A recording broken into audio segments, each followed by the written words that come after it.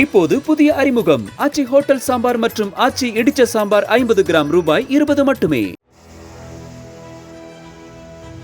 மரக்காணம் அருகே 2 பெண் குழந்தைகளின் சடலம் கடற்பகுதியில் கரை ஒதுங்கியது.